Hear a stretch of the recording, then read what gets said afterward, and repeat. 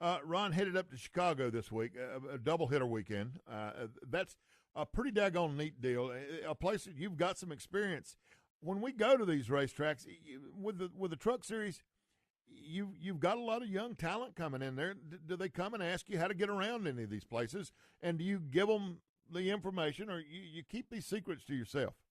No, I mean if they ask the right questions, a lot of times with the new tire coming out and the track.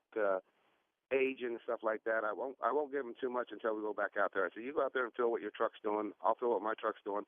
Then I'll explain more. But to try to tell them where the lifting points are, or if you're going to run it wide open, it's hard to tell them and try to be honest with them. I can tell them what I did last year, but I can't tell them what the track's going to do now until we get back out there. So I tell them to go out there and I'll take them a lap around the track just before the race, and then before we get on the track for practice.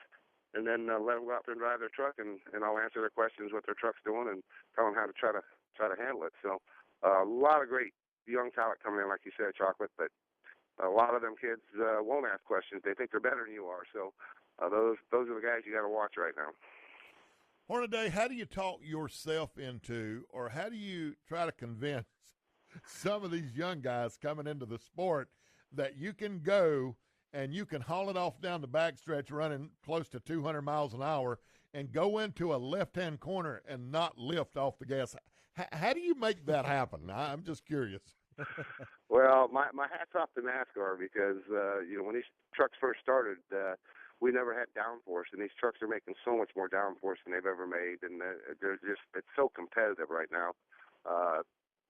The venue tracks we're going to is unbelievable just because of when we started, we weren't going to go over a mile racetrack, and now we're sitting at 1.5 mile, 2 mile racetracks for these trucks. And my hat's off to NASCAR. It's unbelievable what these things can do. So sometimes you tell them you can't do it. Let them, just try to breathe the thing, getting in there and get the front springs to settle and then get back on it. But when you go to qualify, you better be up on the wheel and hold your breath for 2 laps. That's about the hardest thing you can do, just when you qualify and they had to air up the tires and take the thing off. You're going to go fast. The downforce is going to come into play, and the front springs are going to hit, and you're going to scrape the balance, and then you get all done. And, wow, glad those 2 laps are done.